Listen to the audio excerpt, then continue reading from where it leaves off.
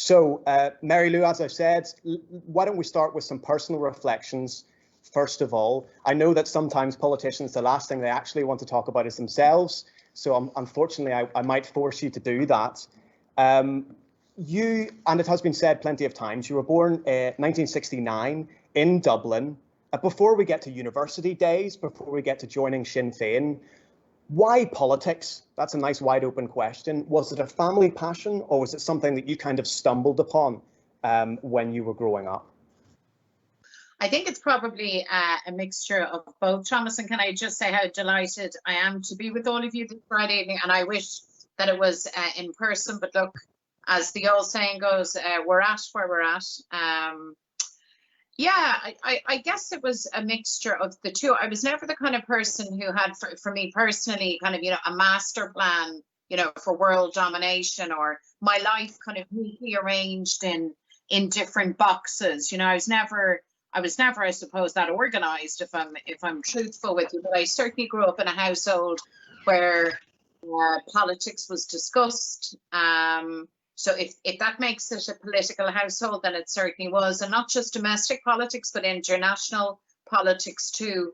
But I'm the first person from my family who ever ran for public office. So I don't come from, some kind of dynasty or a family where it was kind of an accepted thing that you would, go into political activism and go forward for election. I'm a pioneer in my family in that regard.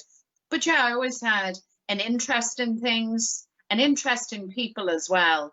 And ultimately, I think anyone who's in political life for any length of time will tell you that whereas the kind of the high politics, the diplomacy, the legislative processes, the public policy piece is fascinating and challenging and really enjoyable, really to stay the course in politics and to make this your life. You have to care about people, because that's ultimately what it is, and dealing with people in all sorts of different circumstances, and including dealing with people who have diametrically opposing views to those of yourself. But that's I can't answer it as much by just life happens, and I've always been the kind of person that follows things that I'm interested in, that I feel passionate about, and so here I am today.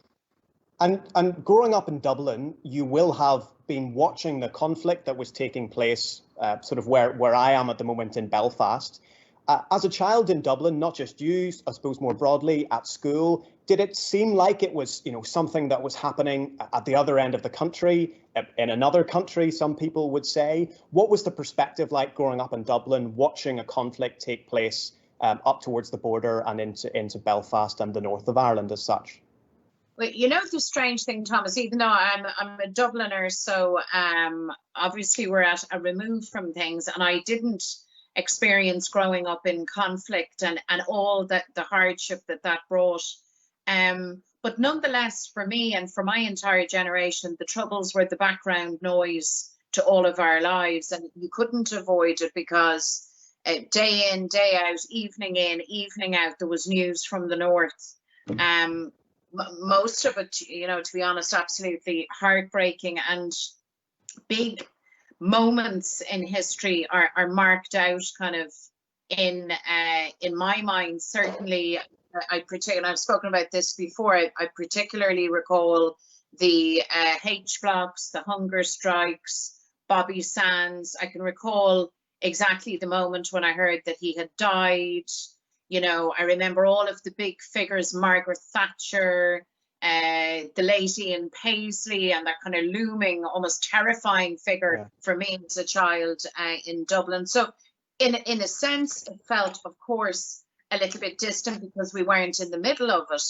But nonetheless, it was part and parcel of every single person's life who lived on this island. That's the truth of it. And in the way that so many Irish families in the past have fallen into politics, you first joined Fianna Fáil. That was your first political party home.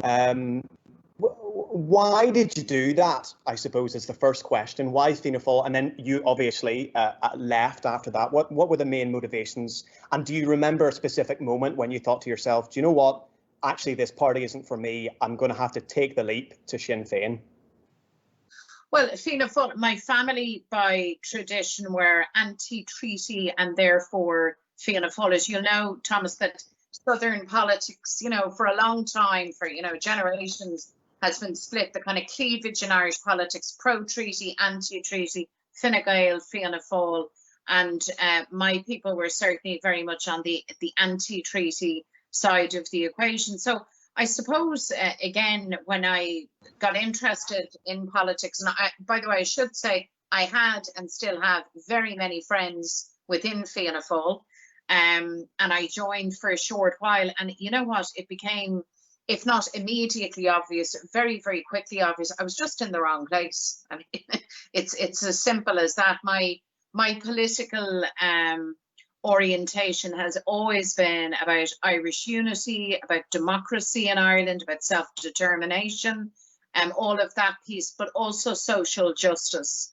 And the perfect political home for me, as I discovered, was in Sinn Féin, because it marries both of those things, and the whole drive now, which I'm happy to say is much more I suppose much more advanced now than 15 or 20 years ago when I joined the party, that marries up that politics perfectly. So, by the way, where I grew up, there was no Sinn Féin. Do you know what I mean? Yeah. Like, Sinn Féin wasn't organised.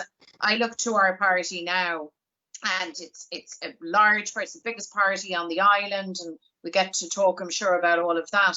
But I mean, that was not the case certainly when I was your age, Thomas. That just was, there wasn't a Sinn Féin, and now we're in every county. We've representation right across the island. So that links very nicely to my next question, which is the significance, jumping forward in time, to your election as leader of the party in 2018.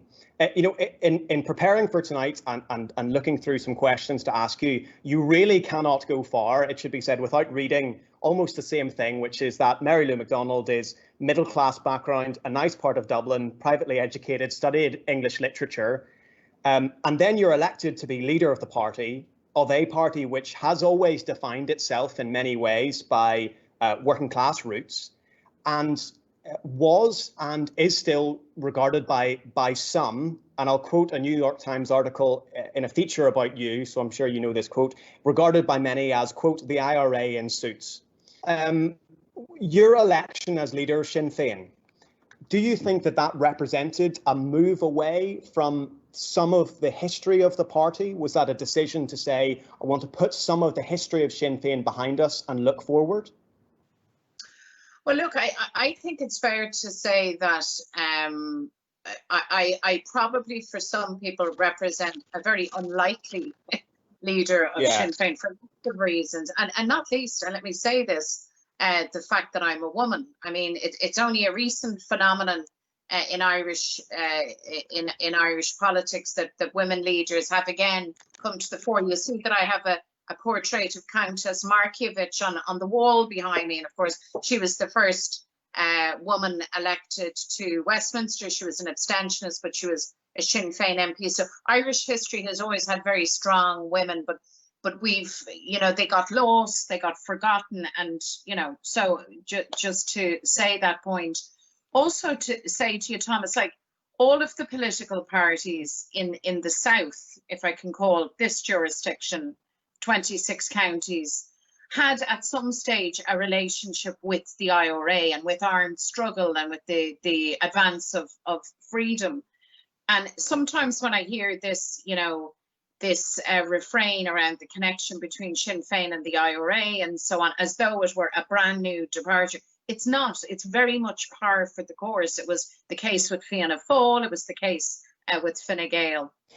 But it would be fair to say, wouldn't it, that relationship is more recent with Sinn Féin than some of the other parties, and perhaps closer?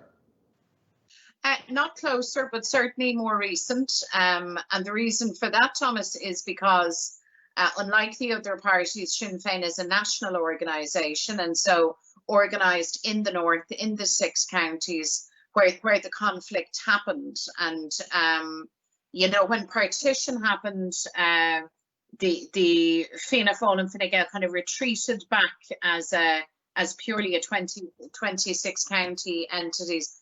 For Sinn Féin, that's not the case. In fact, we grew and developed in the north of the island, as you know, initially, and then the south, those had to play a bit of catch up organisationally and politically. But I'm making a wider point, whatever about the timing involved. The truth is that there has been that relationship historically because of our history, because of the circumstances in Ireland. But to move things on, if you're asking me, does the election of a new leader, in this case myself, represent movement on? Of course it does. I mean, my God, you'd be in a very sad and sorry place if you remain stuck in the 1970s or the 1960s.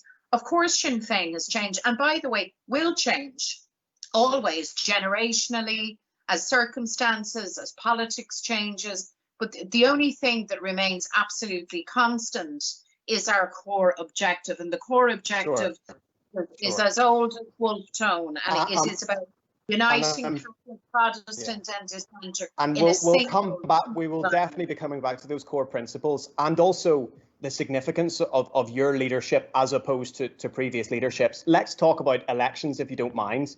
The last few years have been a game of two halves. Don't worry, I am getting to the general election this year in a moment. But if you know, as painful as it might be, I want to go back a little bit further. You had to weather a few tough elections. EU election 2019, lost 2 seats. Local elections, north and south. South, you lost nearly half of the seats. Then UK general election, vote share fell despite, you know, a high-profile win in North Belfast. If you can take yourself back to, you know, at Christmas 2019, early 2020, how does it feel as a leader to have led a party over some really difficult elections, even on a personal level, Mary Lou? Does it feel like did you feel ever so slightly like you had failed in some regard? How on earth, as a person, does a leader overcome the really difficult 2-year period that you had? Well, you get through it because you have to get through it. And of course, those are very tough times. And whatever about being tough for me, I can tell you that they were tougher for people who lost seats, and for an organisation that was left, you know, very, very sore, because those were very difficult elections, particularly in the south. I mean, I take your point about the northern elections, but I don't think what happened in the southern elections was mirrored at all north of the border. So yeah, that was tough, but in some respects it's kind of character forming or character building, because the truth about being the leader is you're the leader in the good days and the bad days. And the truth is when the success happens, it's shared, and when failure occurs and when you run into problems, it lands directly at your door. And by the way, that's exactly as it should be, and that's exactly as it has to be. Did you ever question your own leadership coming through some of those elections, Mary Lou? Did you ever think, for whatever reason, I'm not the woman for the job? No, I didn't think that, but I certainly it sharpened my sense of just how tough and challenging a job it is to lead a large national organisation, and also that transition and change is hard, you know, because for any new leader coming in, you have one thing, you have the excitement and the newness of the new leader, but you also have change and you know, not just your own activists in your own party, but the public generally. It takes time to kind of adjust and to readjust to the fact, and to get to know a person not simply as a public figure, because I would have had that profile, I think, at that stage. But it's different when you're the leader. It's like probably playing in a rock band, and it's just different when you're the lead singer. And Mary Lou, when a major party goes through a defeat of the scale that you even referenced, it was called a disaster in the South. What happens in a major party? Every major party goes through it. What happens? Are people fired? Is there a big constitutional reflection process? What happens the next day? It very much, Thomas, depends on the party, and in some organisations, I guess maybe people get fired, but in our case, what it sparked was obviously people were sore, people were hurt, people were shocked because we didn't see it coming. But what it sparked was a really honest internal conversation and a period of reflection. And I had, as sore as people were, and the party was hurt, I always knew that we would rally again, that we'd dust ourselves down and get back at it. And I knew that because people in Sinn Féin, activists at every level, all across Ireland, know that we've a big project, we've big ambitions for Ireland. But I also knew that we had to learn. Like, it's one thing to make mistakes, to What were the mistakes? Sorry, Mary Lou, if you don't mind asking. I mean, I'm sure a document was written of some kind. You know, what were the big mistakes? What went wrong? And in a second, don't worry, I will mention the Irish general election this year. I mean, what were the headlines that? I'm. By the way, Thomas, I'm quite comfortable discussing these elections because I have found that you often learn more and most, and the most valuable things, not when you've had a great day out, but when you've had a really hard day out. So the big lesson, I think, is that we had come through a decade of austerity in the South. We had, you know, the party had been growing, and people knew who Sinn Féin was when the chips were down and your back was to the wall. We're the people who go in there, who stand up for you, who fight your corner. And then the economic circumstances changed, the political climate changed. And I just don't think we were clear enough in our own minds, and certainly in our communications, in those changed circumstances, what Sinn Féin really was all about for individuals, for families, and for communities across the state. So we learned that. If that was the reflection that took place, then certainly the results of the general election this year reflected that. Sinn Féin received a lot of support from young people. I'm sure some of the people watching this will have voted in that general election for your party. 32% of people, young people aged 18 to 24, voted for your party in 2020, compared to just 16% in 2016. How significant, Mary Lou, is your leadership to that change? You talked a lot about housing and austerity. Those things clearly resonated with young people in particular. But was your leadership something that was instrumental to that? If you don't mind me, I'll quote you again. Was your leadership representing a move away from, quote, beards and black leather jackets? You'll know where I've got that from, to quote yourself. Was that part of the success of the party in this election? Well, definitely there's no beards now in this income, and if there is, I'll be worried. And the black leather jackets, of course. I mean, the change in Sinn Féin and the change in leadership is generational. It's, you know, and of course that marks out a new approach, building on the past and so on.